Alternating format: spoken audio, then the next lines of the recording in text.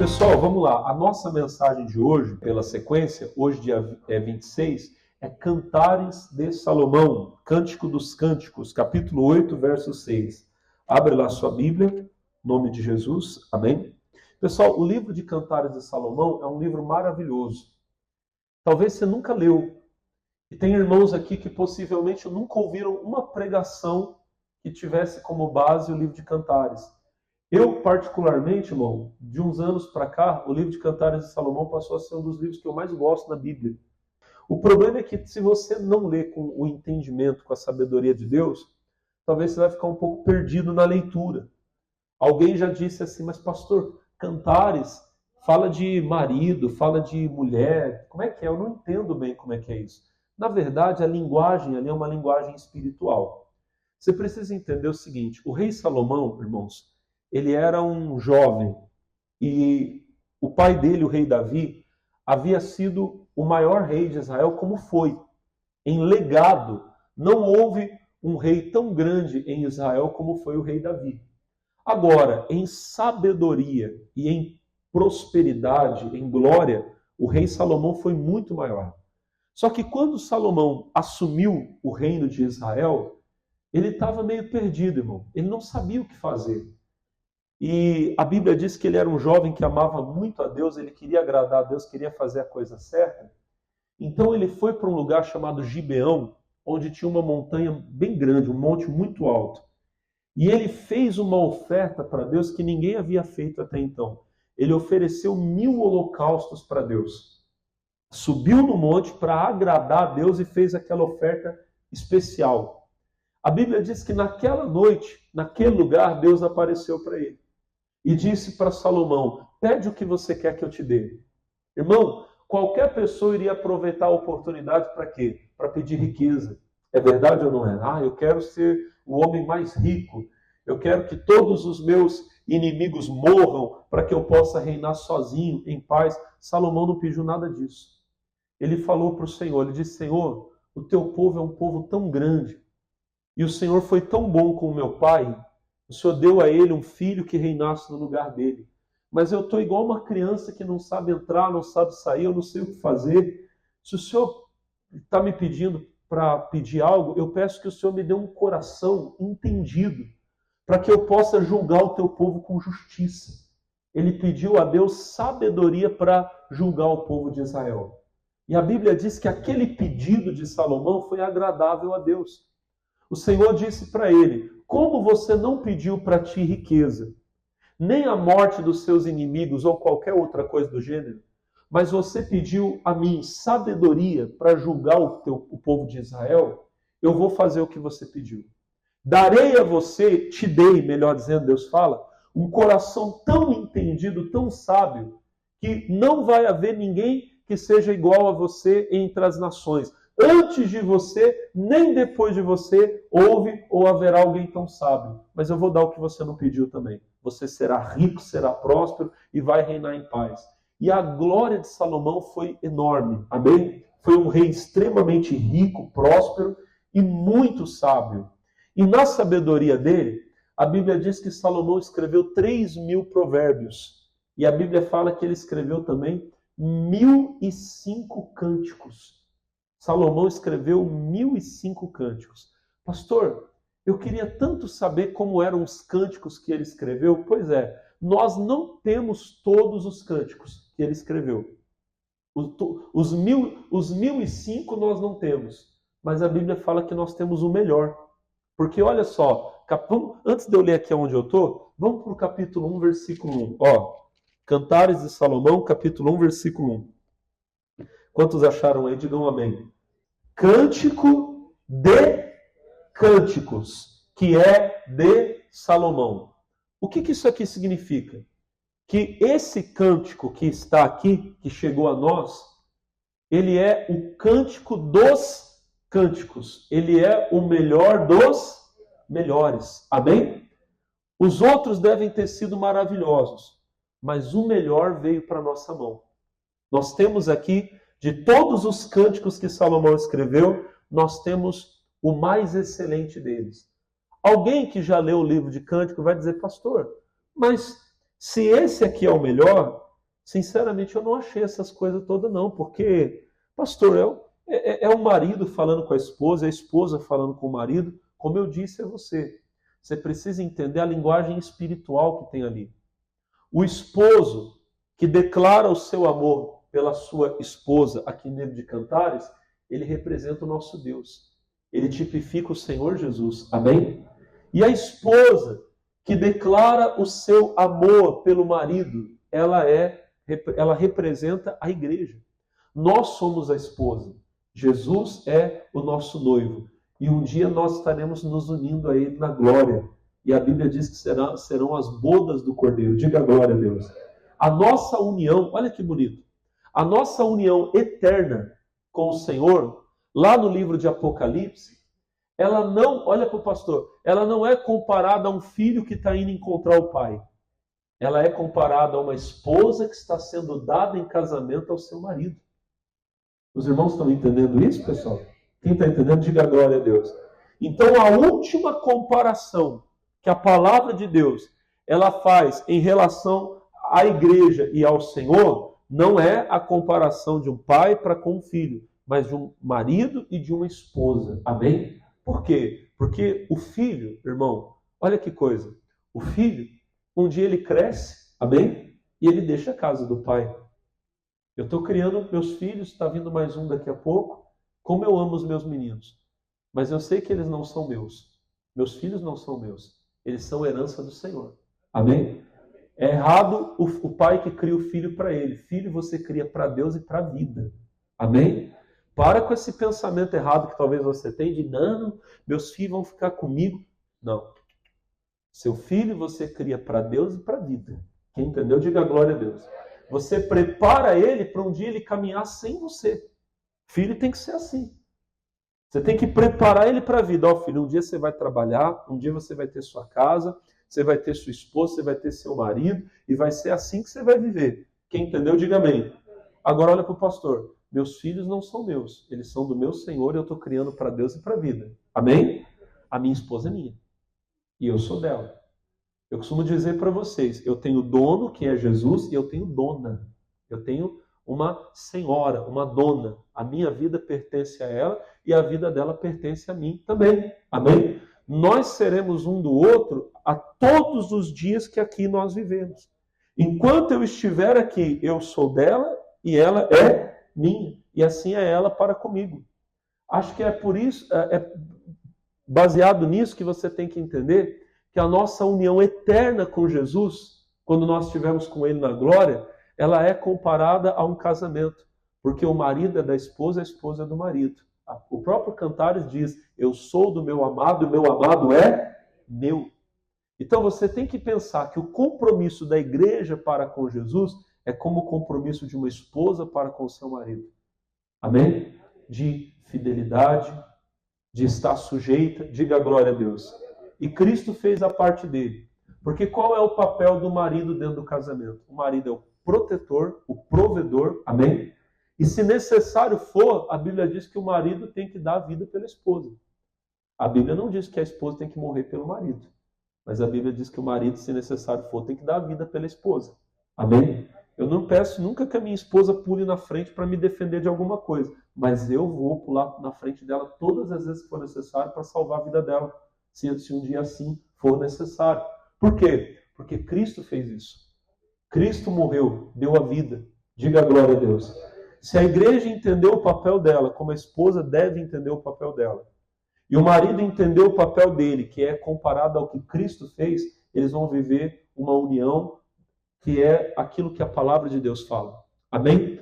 Vocês querem ver como é que Cantares é bênção? Deixa eu ler o versículo 2, ó. Capítulo 1, versículo 2. Olha o que diz a palavra. Beije-me ele com os beijos da sua boca, porque melhor é o seu amor do que o vinho. Gente, que coisa tremenda. Quem começa falando aqui não é o noivo. Quem começa falando aqui é a noiva, é a esposa. Amém? E ela diz assim, beije-me ele com os beijos da sua boca. Uma das versões, a que eu mais gosto, diz assim, me beije de novo. É a esposa pedindo novamente o carinho do marido. É a esposa dizendo o quê? eu ainda desejo o carinho do meu marido. Por quê? Porque o amor dele para mim é melhor do que o vinho. O vinho na Bíblia ele representa várias coisas, depende do momento, depende vamos dizer assim, do lugar que ele está colocado ali, do contexto dele. A Nova Bíblia Viva diz assim: beije-me mais uma vez, porque o seu amor é mais doce do que o vinho. Olha que bonito. É uma noiva dizendo o quê? Eu quero o seu carinho de novo. Eu quero sentir de novo o teu amor. O seu amor para mim, o seu carinho para mim é melhor do que qualquer outro prazer. É melhor do que qualquer outra alegria. E o que isso tem a ver com Cristo e com a igreja, irmão? Que ser de Jesus, minhas irmãs, meus irmãos, não pode se tornar para nós uma profissão. Da mesma forma que o casamento não pode ser. Tem gente, irmão, que para ela o casamento virou trabalho. Ela cumpre um papel.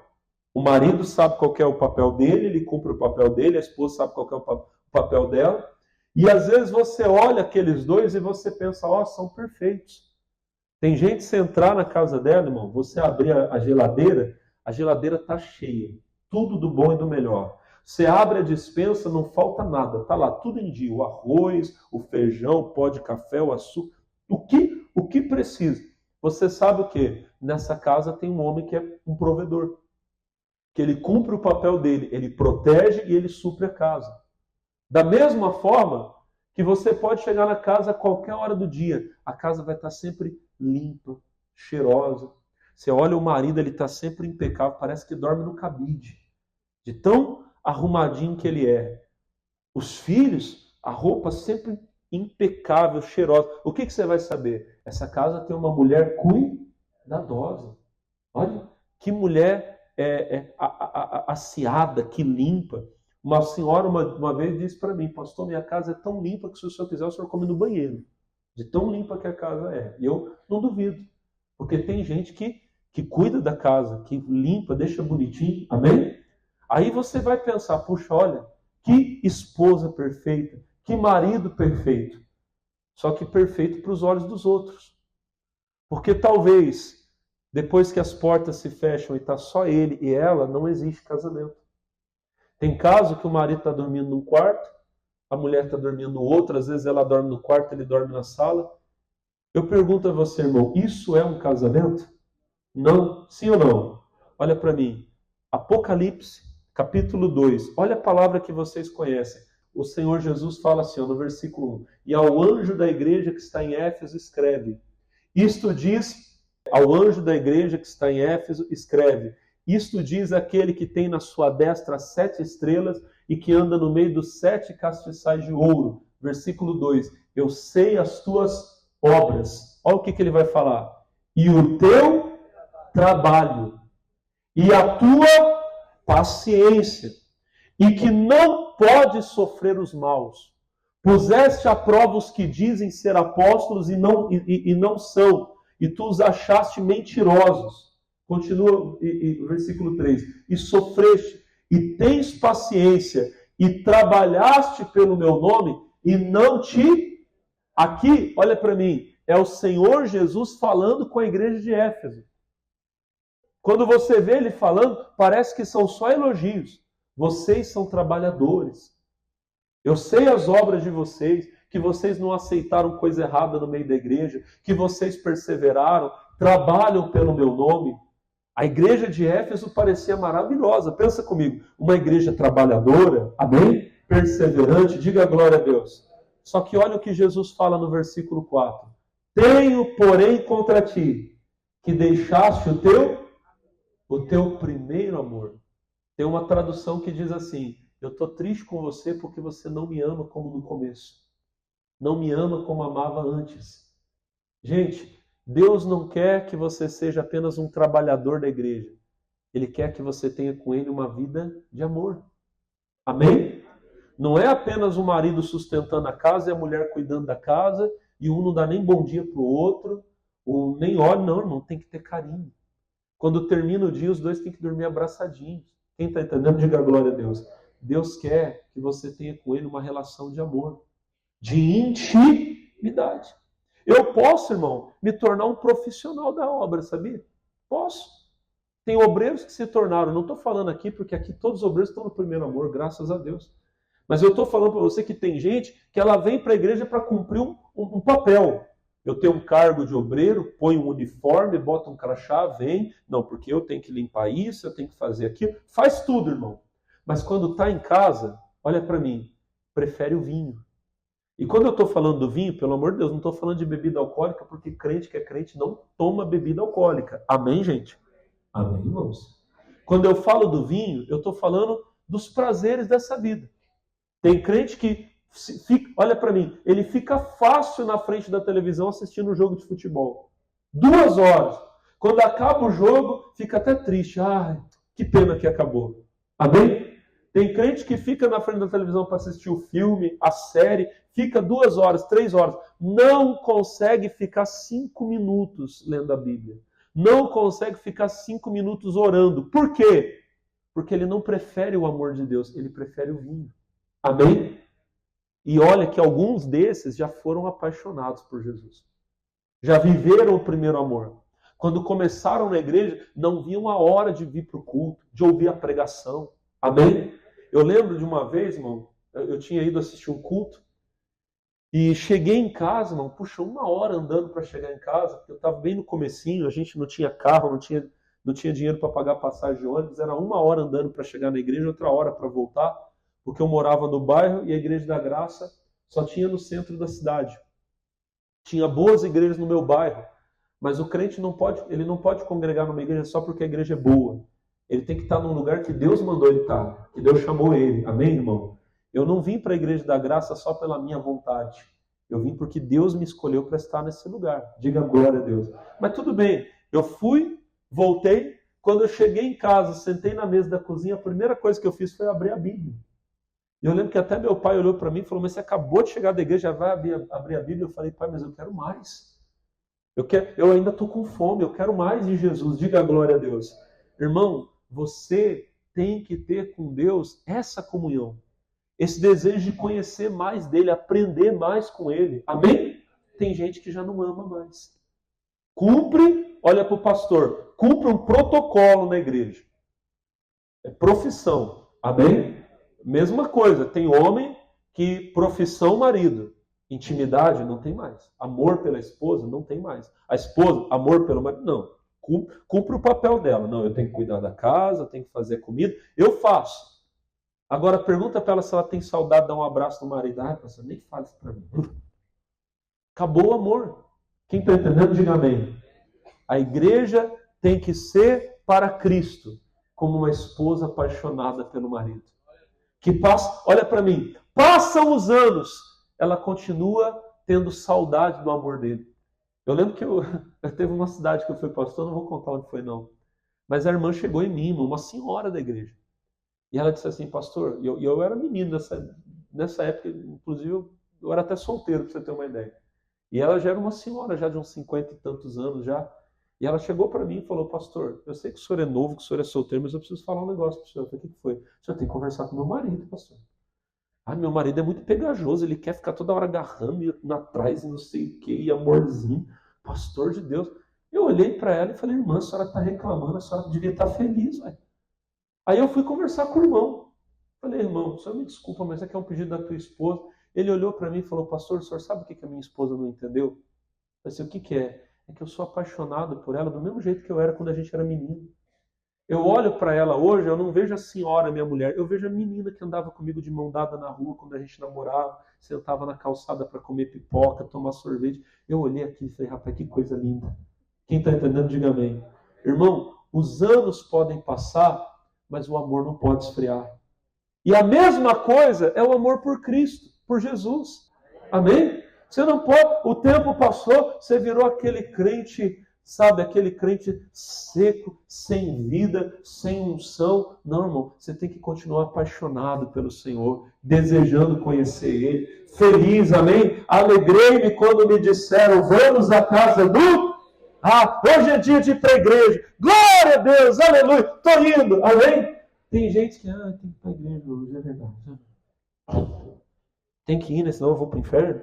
Então, bota a Bíblia e vamos para a igreja. Não, tem que ir com alegria. Servir ao Senhor com alegria. Apresentai-vos a Ele com cânticos. Sabe quando que você canta? Quando você está alegre.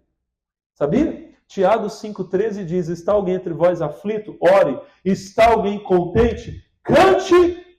Quando que você canta louvores? Quando você está feliz.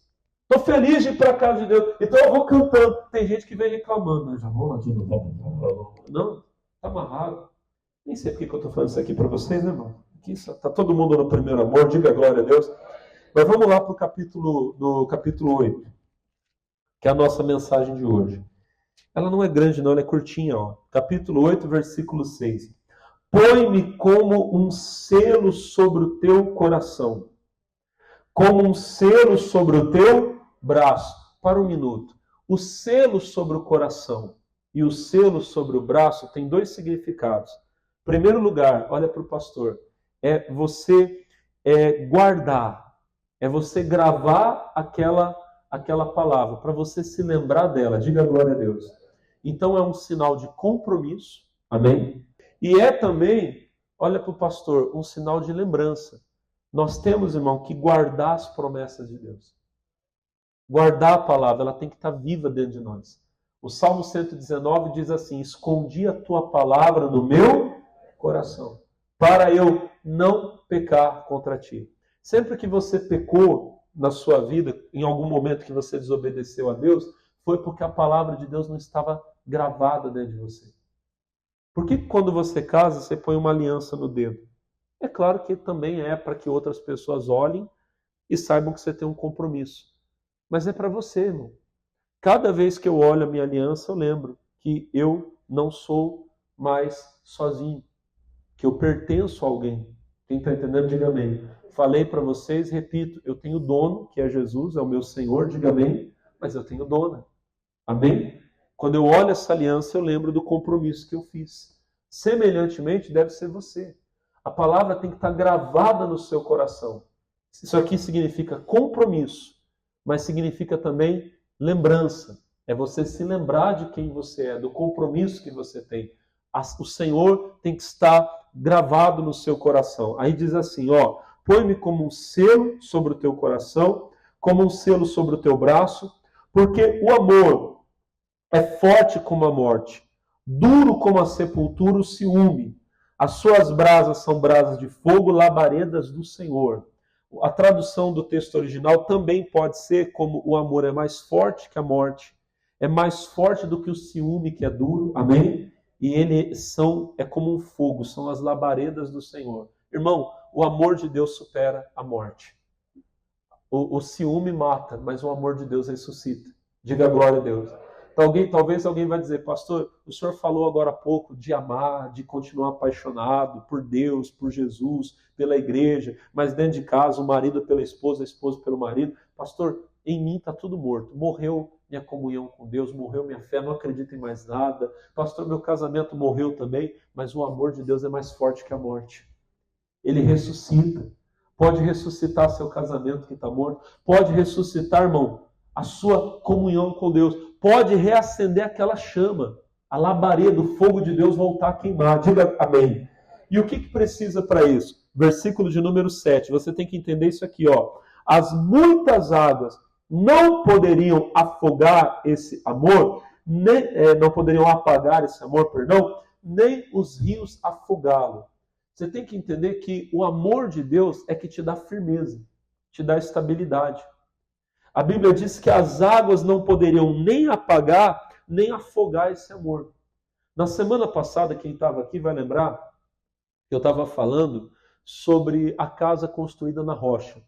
Em Lucas 6,48, Jesus diz, aquele que vem a mim, ouve as minhas palavras e as observa, é semelhante ao homem que cavou bem fundo, amém? Que edificando uma casa ele cavou até encontrar a rocha.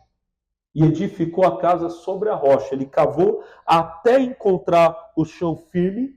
Ali ele lançou, irmão, o seu alicerce, o seu fundamento. Ele colocou ali a coluna sobre a qual a casa dele estaria firme. Então Jesus disse que veio a enchente, veio. Irmão, as tempestades da vida, as lutas da vida virão para todos. Amém, meus irmãos? Virão. As mesmas lutas que um dia você viu bater na porta da casa do seu pai, de sua mãe, um amigo seu, seja quem for, em algum momento vão bater na porta da sua casa. Não é praga, não, irmão. Pelo contrário, é a vida. Jesus disse, no mundo tereis, um dia nós vamos estar no céu, nós não vamos ter mais nenhum problema. Mas enquanto nós estivermos aqui, nós vamos ter que travar lutas. Amém? No céu não vai ter mais problema. Quem entendeu, diga glória a Deus. Quem aqui, pastor, eu gostaria de nunca mais ter nenhum problema na vida. Levanta a mão. Vou orar para você morrer agora, isso. Levanta a mão quem não quer. Todo mundo abaixou a mão de repente, o que aconteceu? Amém, pessoal? Quando você for para o céu, acabou o problema, diga amém. Enquanto você estiver aqui, irmão, tem luta que você vai ter que lidar com ela. Amém? E glória a Deus, um dia a gente vai estar no céu, acabou. Ele vai enxugar todas as lágrimas dos nossos olhos. Agora aqui, luta sim, derrota não. Em todas as coisas nós somos mais que vencedores. Por quê? Porque a nossa casa está firme na rocha. A rocha é Cristo. Você vai lembrar de 1 aos Coríntios 3,10. Paulo diz, segundo a graça de Deus que me foi dada, pus eu como um sábio arquiteto o alicerce, o fundamento, né? E outro edifica sobre ele, mas veja como edifica sobre ele. Porque ninguém pode pôr outro fundamento, além do que está posto, já está posto, o qual é Jesus. Nós temos que edificar a nossa vida em Cristo. Diga amém. Aí alguém vai dizer, pastor, o que o amor tem a ver com isso? Irmão, a primeiro lugar eu poderia dizer para você que Deus é amor. Amém? Só que o amor, ele está relacionado exatamente à obediência da palavra de Deus. Deus não vê o amor como a gente entende o amor. O mundo acha que o amor é um sentimento romântico, que faz o coração acelerar. É claro que isso aí tem o seu lugar, tem o seu momento. Existem épocas na vida que você vai sentir isso aí, e na hora certa, no tempo certo, é muito bom, é um incentivo grande. Só que Deus, para Ele, amor, o que Deus entende como amor da minha parte, da sua parte, é a obediência à palavra dEle. Em João capítulo 14, versículo 15, Jesus diz assim, João 14, 15, ele diz, se me amardes, guardareis os meus mandamentos. Se você ama Deus, você guarda o mandamento, você obedece à palavra. Porque mandamento não são apenas aqueles 10 mandamentos que Deus escreveu na tábua da lei e deu para Moisés. Aquilo ali era parte da revelação de Deus. A revelação de Deus hoje para nós ela está completa em Jesus. Amém? Hebreus capítulo 1, versículo 1 diz, havendo Deus no passado ou antigamente falado muitas vezes, de muitas maneiras aos pais pelos profetas, a nós falou-nos nesses últimos dias pelo Filho, ao qual constituiu herdeiro de tudo, por quem também fez o mundo. A revelação completa de Deus se dá em Jesus. Diga amém. Ele falou no passado muitas vezes aos nossos pais, falou através dos profetas. A Bíblia diz que ele falou muitas vezes e de muitas maneiras. Então, Deus falou através da lei, mas depois que a lei foi dada, a revelação continuou através dos profetas, dos cânticos, dos salmos. Quem está entendendo, diga amém. E para nós ela se completou em Jesus.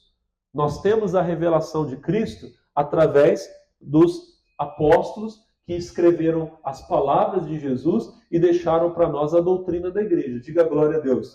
O que eu quero que você entenda? Tudo que Jesus falou e você entende que é para você, é mandamento de Deus. Amém? Eu tenho que descobrir a vontade de Deus. Como que eu faço isso? Ouvindo a voz dele. Eu estou aqui lendo a palavra. Quando eu leio, Deus fala comigo. Quando eu prego, pregando, Deus fala comigo. Quando eu sento para ouvir a pregação, Deus fala muito comigo. Às vezes eu estou ouvindo um louvor no carro, em casa, Deus fala comigo. Quem está entendendo, diga amém.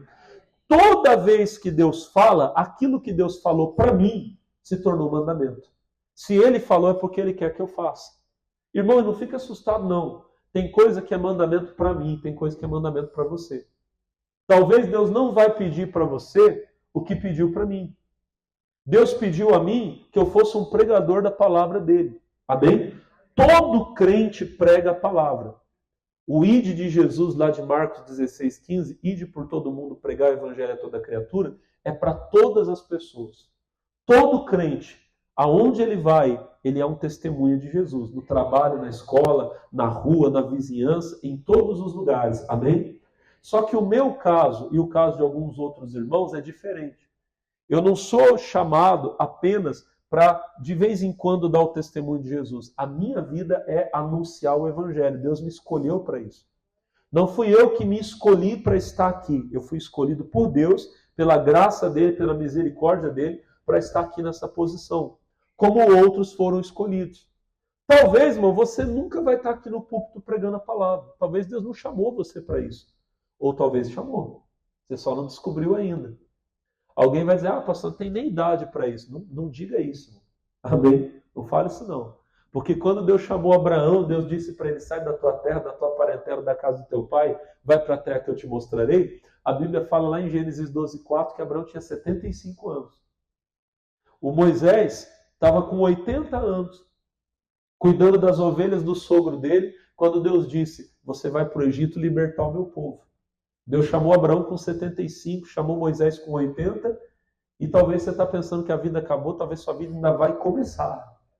Talvez Deus ainda vai chamar você para fazer coisa enorme que você nem imagina. Diga glória a Deus. Agora, talvez o chamado de Deus para você não é para você ser um pregador da palavra e estar aqui no púlpito pregando, não. Talvez o chamado de Deus para a sua vida é lutar por alguém, interceder pela vida de alguém. Talvez todo dia Deus te mostra uma pessoa. E aquela pessoa é a sua missão. Você vai orar por ela, vai interceder pela vida dela, vai batalhar por ela. Amém? Não sou eu quem tem que ir lá falar com aquela pessoa, é você. Se você chegar aqui para mim, pastor, eu quero que você vá lá e visite o fulano. Eu posso até ir, mas não vai ter resultado, porque não fui eu que Deus chamou para ir lá. É você quem tem que ir. É você quem vai ganhar aquela alma para Jesus, irmão. Talvez Deus está chamando você para perdoar alguém. Deus já falou várias vezes, procura aquela pessoa e fala para ela que você perdoa ela. E você está, não, eu não perdoo. Você não está obedecendo o mandamento, você não ama a Deus. Quem ama, guarda a palavra. Se me amardes, guardareis os meus mandamentos. Aí, João 14, versículo 21, Jesus diz assim, aquele que tem os meus mandamentos e os guarda, esse é o que me ama. E aquele que me ama será amado de meu Pai. Você vê que tem gente que ainda não experimentou o amor de Deus. Porque só conhece o amor de Deus aquele que ama a Deus. Amém? Quando você demonstra que você ama a Deus, obedecendo a palavra dele, você vai conhecer o grande amor de Deus. Aleluia. Você vai ser muito abençoado. Diga amém. Você tem que amar a Deus. Guardar a palavra dele. Quando você obedece a Deus, você tem a palavra e você guarda, você construiu a casa na rocha. As muitas águas não vão afogar esse amor. Os rios não vão separar ele. Diga amém.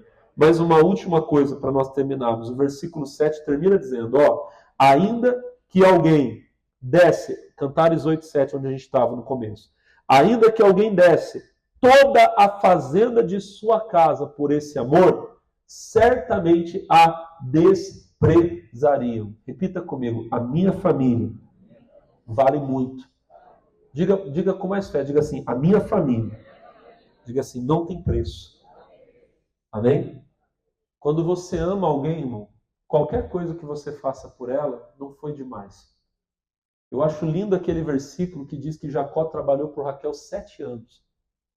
E a Bíblia diz que aos olhos dele foram como poucos dias, pelo muito que a amava. Ou seja, ele amava tanto Raquel, não é que 7 anos para ele passou rapidinho, não deve ter demorado.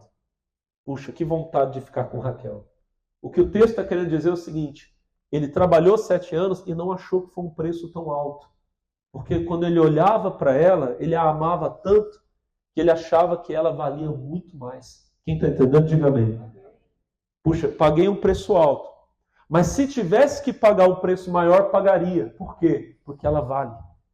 Amém, irmão? A sua família vale muito. Seu casamento vale. Pastor, estou lutando há 20 anos pelo meu marido. Eu digo para você, lute mais 20 se for necessário. Você vai ver que vale a pena. Você vai perceber que vale a pena. Porque não tem nada nesse mundo que vai te trazer a alegria, a realização maior. Nada vai ser maior, mais bonito do que aquilo que você vai ver Deus fazer na sua casa, irmão. Aquilo que você vai ver Deus fazer na sua família. Amém? Não ponha preço na sua família. Não deixe o diabo pôr. Não deixe. Eu estava pregando há uns anos atrás, não vou falar onde foi não, mas eu estava pregando numa igreja e eu estava dizendo, acho que vocês até imaginam o que vai acontecer. Eu estava pregando e eu estava falando, irmão, sua família vale muito. Aí eu comecei a dizer, se alguém oferecesse 1 milhão pelo teu filho, você vendia o teu filho? Aí os irmãos, não. E a tua mãezinha? Se alguém oferecesse 1 milhão pela tua mãezinha, você vendia? Não. Aí eu dei a bobeira. E se alguém oferecesse 1 milhão pelo teu marido? A irmã falou para mim, ela levantou, pastor, o meu eu estou dando de graça. Olha para o irmão e fala, ainda bem que não era você lá, meu irmão. Não é. Não é. Olha para o pastor. Aquela irmã não entendeu que ela falou, olha para o pastor, ela falou que ela estava dando de graça a coisa mais preciosa que ela tinha. Amém? O seu marido é a pessoa mais importante da sua vida, irmã. Não, pastor, são meus filhos. Não são seus filhos. Filhos são importantíssimos, mas eu acabei de falar para você, filho, você cria para Deus e para a vida. Amém? Quem vai estar do teu lado até o teu último dia é tua esposa, é o teu marido. Amém? Quem entendeu, diga glória a Deus. Não fica nessa idolatria com o filho, não. E tem gente que está dando de graça, irmão. A pessoa que não se importa com o casamento, tá nem aí, se foi embora, foi, ela está cometendo o pecado que Jesus não cometeu. Quando o diabo disse assim, ó, te dou tudo isso se você prostrar e me adorar. Jesus disse, vai-te, Satanás, porque está escrito, ao Senhor teu Deus adorarás e só ele servirás. Gente, o diabo tentou colocar preço na comunhão de Jesus, no ministério, no chamado dele. Amém? Se dobra e eu te dou tudo isso. E o diabo faz a mesma coisa. Desiste do teu marido. Desiste do teu casamento. E eu te dou isso, te dou aquilo. Não se renda. Não dobra os joelhos, não. Sua família vale muito. Quem entendeu a palavra de Deus, diga glória a Deus. Coloca a mão no coração. Pai, quem vai assistir esse culto depois gravado pela rede social, que o Senhor visite essa pessoa com poder e ela seja muito abençoada, seja curada, liberta, seja salva. Aconteçam sinais e maravilhas na vida de todos para a tua glória. E você que crê, diga amém.